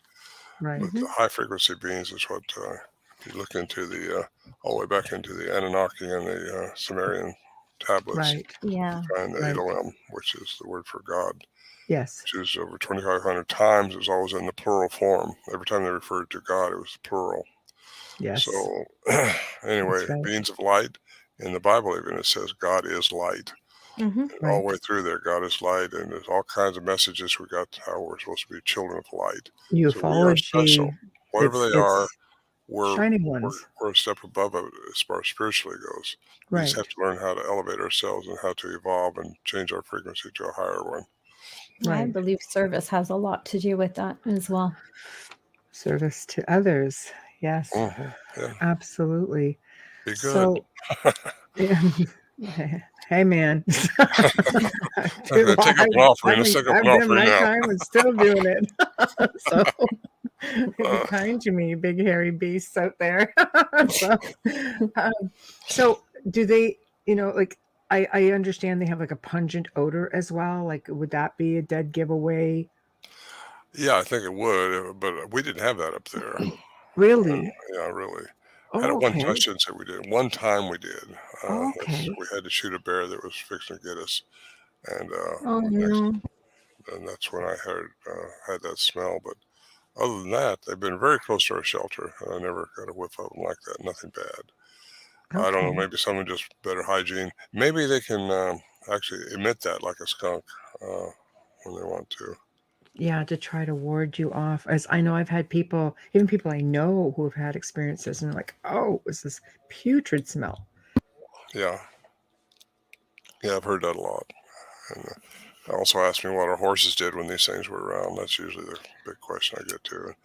When a bear would come around, the mules would just paw, and really get in trouble. But when Bigfoot was around, they just was like frozen, just like we were when Warren and I walked up towards that tree. Excuse me. And it's like they could do something to the psyche of an animal too. I don't know, but a lot of times we caught walking in the daytime, leave the horses tied up in the area there, and come back and find some tracks around the horses. So wow. So they don't try to hurt them. They just try to. They just keep them calm and move around them. Yeah, I wasn't there when they were there, but I don't know what they did. But Oh my God. they braid your horse's hair, because I've heard those stories like that too. So I Oh, don't know. really? It sounds like they love them. They're giving love. It doesn't sound, because if they were afraid, you would see that in the dirt. You would see that from them just freaking out. And no, I think what we were dealing with were friendly. Whatever it was trying to be friends with us. That's good. I don't know why, other than so I can be out with it like I'm doing today, because something's trying to happen on this planet. Just be grateful. Something major. I think we're living in a very special time, and I think we all need to be cognizant of that. Right. I agree. As much as people may have difficulty believing that right now, with the state of the planet, and the war and such, I think so much fear is being instilled. But then you have light workers who say this is the best time to be alive because something amazing I is agree with coming. that. It's a good time to be alive because if we all start thinking better and being better, that'll help the vibration of everything. And Collective consciousness. I think all Putin's got to do is push that button over there, and you're going to see a lot of aliens drop out of cloaking into this world. Right? That's a theory. Because they don't want this Earth destroyed. This is the jewel of the solar system. But they can't interfere, you were saying. They have to let us. This is a beautiful planet. I mean, we got everything here, and it's got everything the other planets in the solar system don't have. And they want to be here. And because it's not just about us. They've been here longer than us. Like I said, we're not the first kick at the can civilization-wise here. You know, I think we were made better than what we are now. We've lost that somewhere along the line. Right. Also, some of these Bigfoots have been diluted down, I think, by indigenous crossbreeding with indigenous people. Really? Native Americans have a lot of stories about that, as far as them taking their women. And that's what I think the Patterson film was. That was a hybrid that had been diluted down because its trackway was very human-like, where our tracks up there had been studied the same configuration, and they didn't have the big arch to them like those Patterson track does. And I just think it's a different type of being. But I think it's, documenting it is difficult. I know there was a woman, I don't know if it was Russia, it was one of those countries up in that area, who was said to have been attacked by a Bigfoot, and she gave birth to a son. Hosanna. Is that it? Is that her name? Okay. So is that the only documented case that we have? It's the only one I know of. Unless you read the tabloids, Yeah, no, yes. Wolf Boy. Yeah, no, that's the one I was referring to, and the name she was kept in captivity, and she was actually raped several times. Bigfoot. Wow. Raped by humans. Oh wow. Yeah. Wow. And she had more than one child, I understand. So. Wow.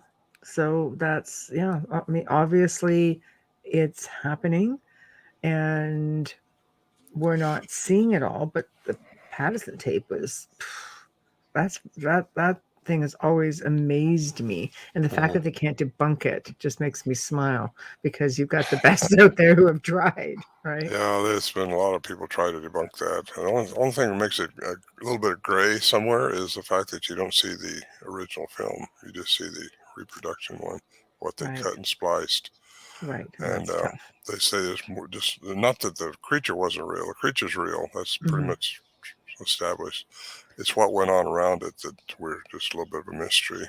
Right. Because we don't see the original, and that's it's always going to be a question mark until the original film pops out someday, if it ever does. And I know Bob pretty well, Bob Gimlin, who's still with us, and he's a nice gentleman, and he don't know any more than what we do. Well, I shouldn't say that. He was right there at the right time doing the right thing with Roger Patterson, and they just got that film and kind of opened our eyes up to, these things are around there. But I think that one had a human component from being diluted down into indigenous people. Wow. And, that's a whole lot of female to love. I'm just saying. I'm just going to put that as delicately as I can with that mean. But to be diluted down, like you either have to be on a bender, that night, or just completely enamored. And yes, I know it boggles the mind, doesn't it? It does. I know, but. You have to leave that one right there. Another question coming in from Tamara Bubbles. Okay. Tamara's asking, what do you think of other cryptids? I think we've touched on skinwalkers and dogmen. I don't disbelieve them.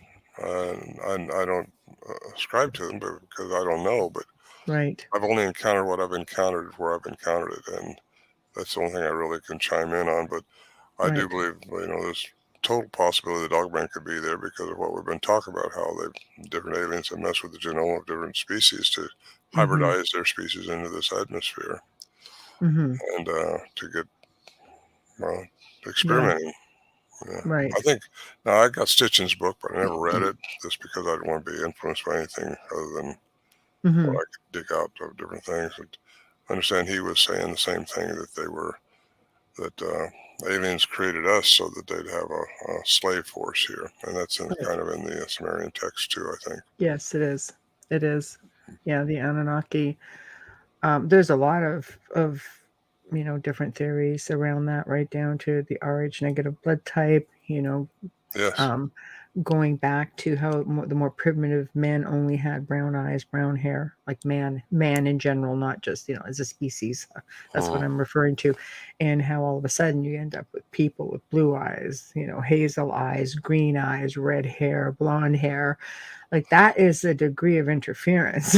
Yeah, well, like the red hair, those elongated skulls that we dug out down in Peru. Yes. Red hair. Yes. I had to get over here because I had to get on that ground. Yeah, I mean, even in Egyptian times. There's like 2% of the whole world got red hair, I think. That's all. And they're all in Scotland. All in Scotland. The real redheads are all in Scotland, yes. A lot of them are. There's some in the States, but yeah, they go back to the Welsh lands. Yeah.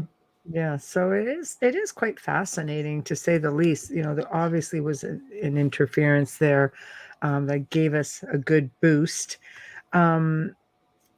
Another Lithuanians as well. Yeah. They have red hair? Yeah, I had friends who were Lithuanians. They were all blonde. That whole family was blonde. Wow, I didn't know that. That's interesting. But so yeah, it's very viable then that they would have messed around a little bit with other species here on the planet, creating these super species, I guess. Which again, I would like to just go back a minute to Skinwalker Ranch, because it has such a blend of all of these things. When you look at the Navajo Rangers, they interview a couple of the guys fairly regularly on just about every show that has to do with crazy things. And they actually started up like a paranormal unit.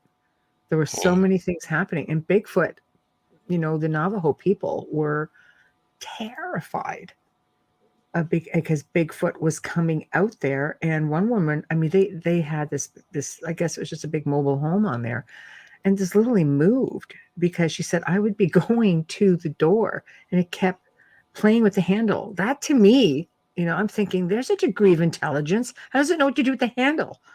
And it's going like this and it's turning it. And I'm like, that's bloody intelligent right there. Mm-hmm. Seriously. And she goes, and this is where I hand it to the woman. She gets in there. She's got her 3 children behind her. She opens the door, swings it open, and looks. And it's this Bigfoot right there, was staring right back at her. I'm like, what'd you open the door for? I didn't close the door. So she did. She closed the door, and she said all night long it kept coming back. And it would do the same thing. It would rattle that door handle back and forth. She stopped. She did answer the door after that. She realized what was on the other side. But she goes, like, he would disappear and then he would just return. And the next morning they saw these big footprints out there. Yeah. And when you look at the layout of how they zoomed in on where she was located, there's a river there, but there are homes everywhere. It's a very populated area. So it just didn't seem to have any fear of anybody seeing him at all. These things don't fear us. Some people think we ought to have a law that protects them and all that. They don't need our protection. Right. We need protection. They don't. Right. But it's illegal in some states to kill them. And they're not afraid at all. I mean, they're just not. They just have a nonchalant look when people say, well, he didn't act like he didn't even care. He just walked right by us. And I hear that report quite a bit.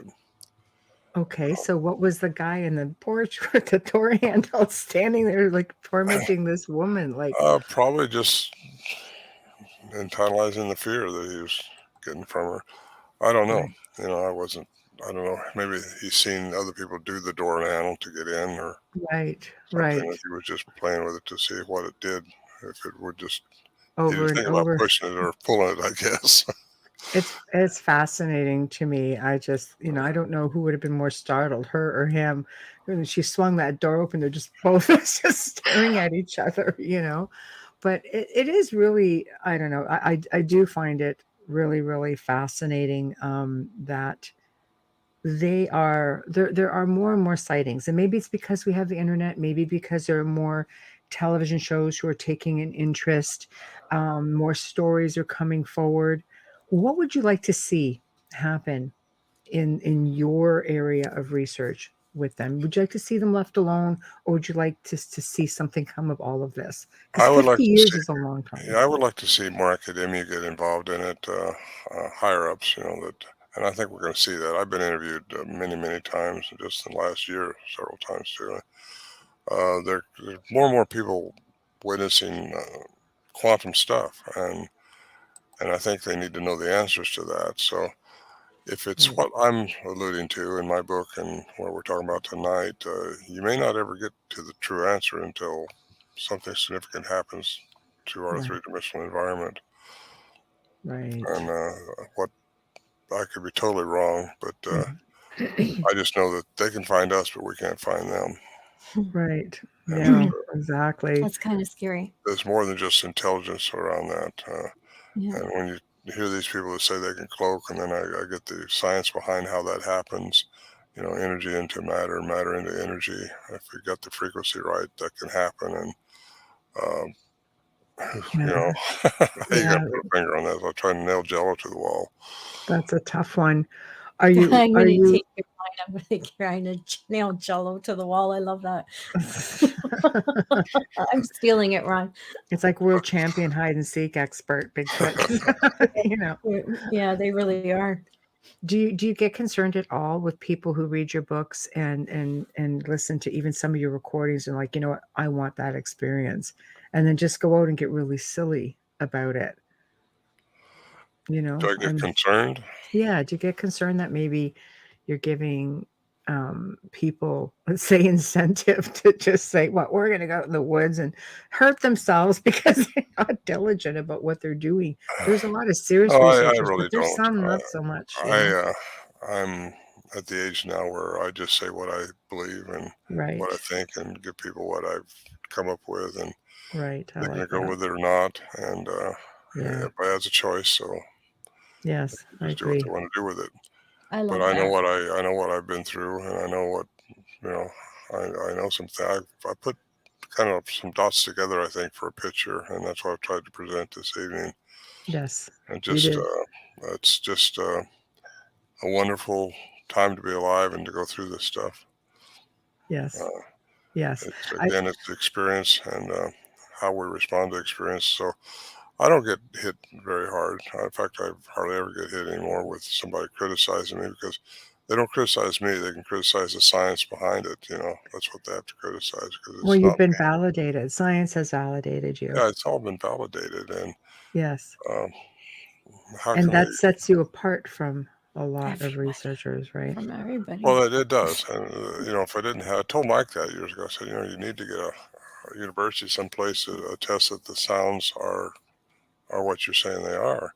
Right, And he never did that, I don't think, Mike Patterson. But he's right. I don't know. He didn't do that, but that's what you have to have done, and that's what you have to find. It's really hard, though, to get academia to take this Uh, subject matter seriously. in anything that they're Mhm. not leading Well, themselves, I think. well, they're trained in a paradigm of Newtonian physics, and Right. that's what they have to stick with, and that's what their colleagues are going to make fun of them if they step out of that box. And That's so sad. it It is is. sad. And I It's know sad. some of these guys personally that would like to step out of the box, but they can't. They might lose funding. They might. And Grover Krantz was one of them. He's passed away now, but he was University of Washington, and he had the Gigantopithecus skull, and he was Mm, saying that that's what Bigfoot would be, but he was taking a real beating from his colleagues because he was even thinking that they could exist. Because wow. most of these people think, well, if they existed, we'd know about them. Well, is there a Right. reason we don't know about them? I think There's there is a reason we don't know about them. we don't know about the beings in vast oceans that we have. We can't possibly get anywhere, we can't get anywhere near them. And yet they're discovering new species all the time. How can Yeah. they say that If they were there, we know about them. If they're interdimensional beings and they have all of this frequency and training and they know how to come in and out and that's just part of their lives, no, you wouldn't know about them. Mm-hmm. Especially if they don't want to be found. Oh, can I just quickly, happy birthday, Janie. Oh, happy birthday, Janie. A regular here and she's in the chat room. Thank you. There you go, Janie. Thank you for being here tonight. On your birthday. Yes. Very nice. Last year too. Yeah. She's incredible. Yeah, I think it's crazy. And I always hear them talk about Mariana's Trench. We only know Mariana's Trench is, we don't know what other parts of the ocean go further or if they go to the center of the earth. That's what science is there for, is to make these discoveries. It's really sad that they're not doing it, because the only thing they're doing is it's kind of sad for them, because they don't get to discover it and they don't get to open their minds and really help everybody evolve if they moved forward on it. Right. Christopher Columbus's journals, he claimed he saw saucers coming out of the water. Christopher Columbus. Yeah. His journals, I understand. So you hear this a lot, and up in Washington, even there's people sell these things underwater, disc underwater shooting. See, if they create their own environment, exactly, they wouldn't be having to go slow. And just like the one that TikTok. The TikTok, saw, yes. Captain Favor. But they've been seeing stuff for a really long time that far exceeds Again, no telling how much stuff they really know that they're just not revealing to us, because they don't want to scare us. No, it's in the Mona Lisa. Well, you know what, as well? Do you remember when Mount St. Helen blew? There were witnesses who saw military helicopters with Bigfoot, and there were, I think, 2 or 3 of them. They were transporting them out of there.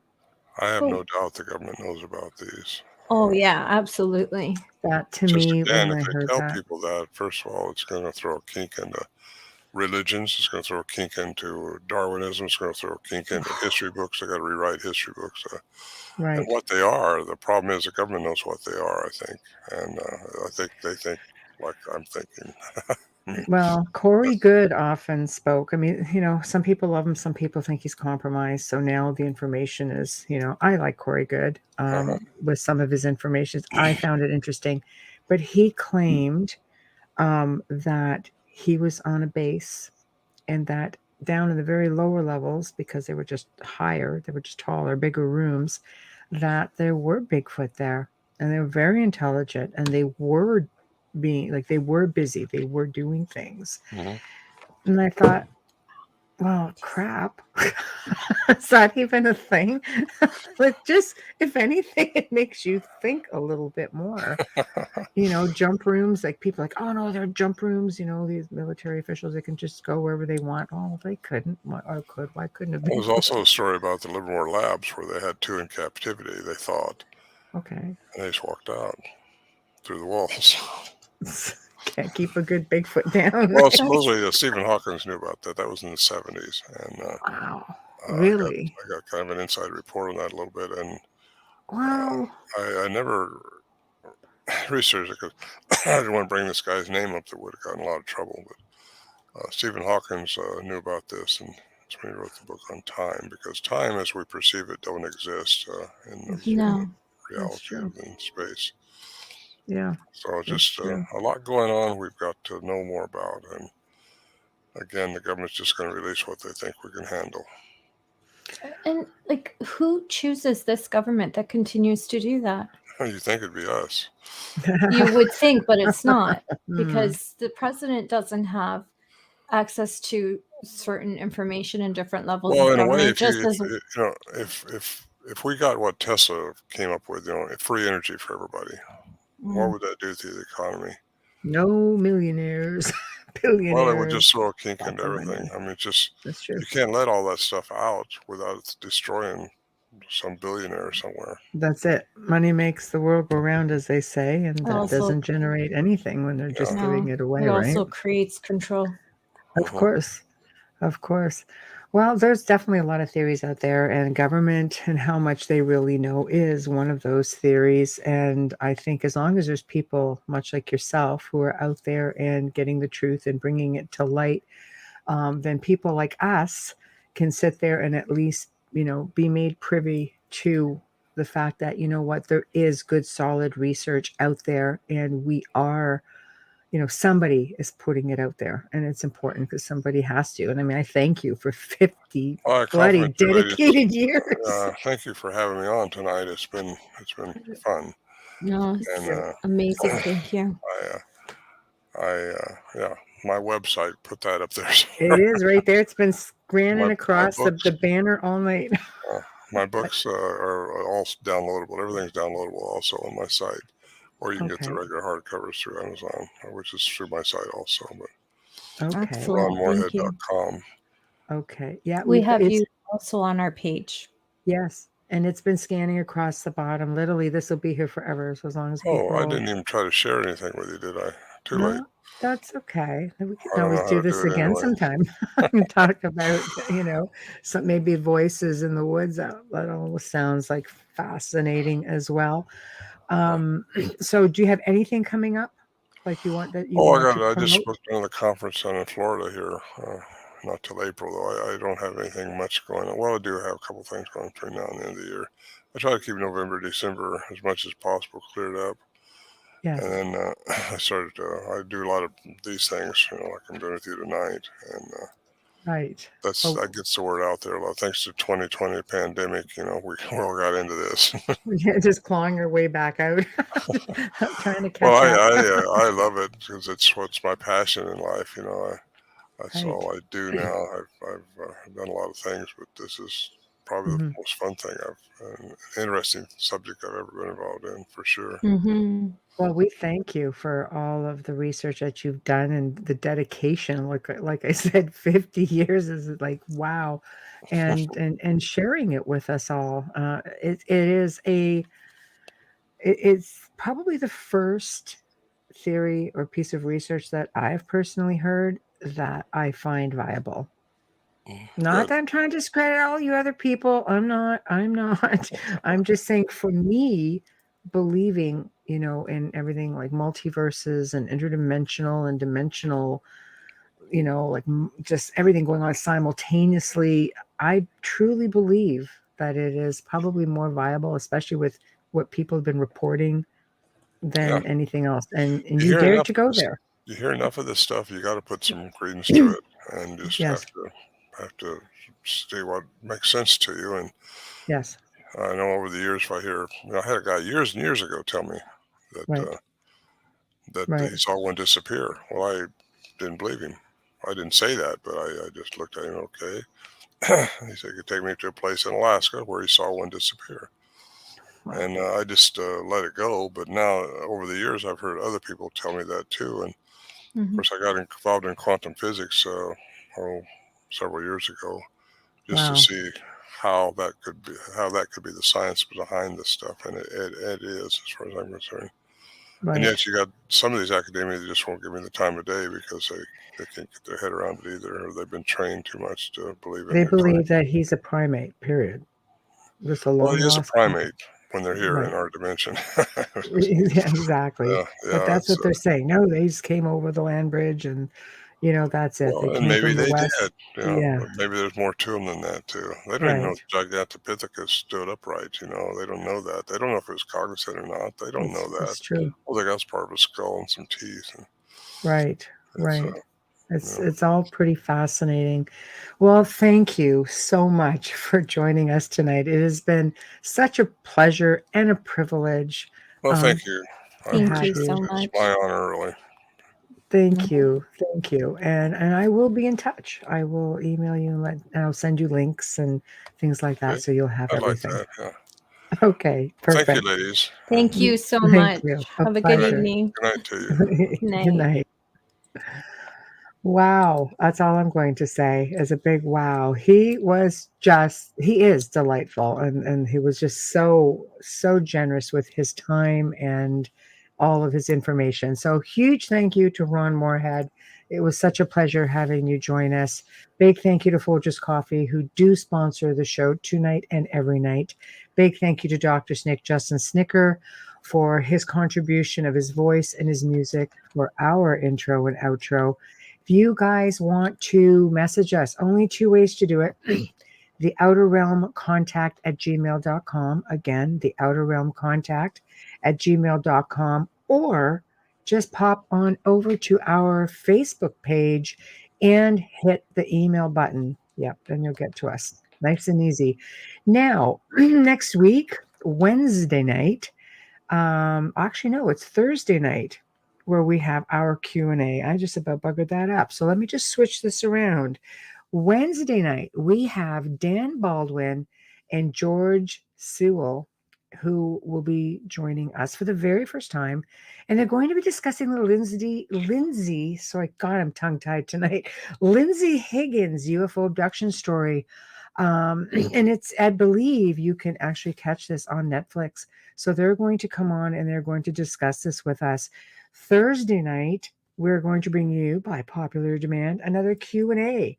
We've got a good one lined up, so you're going to have to tune in to see what we're going to do. We're really bouncing quite a few things around, and I think you guys are going to be, pretty happy about it. But you asked, so you're going to get it. So make sure you tune in. Make sure you all have a really great weekend. Be safe, and we'll see you then. All right. Where are we going? We're going to say goodbye. I was going to do one thing. This right here. Then I'm going to say goodnight.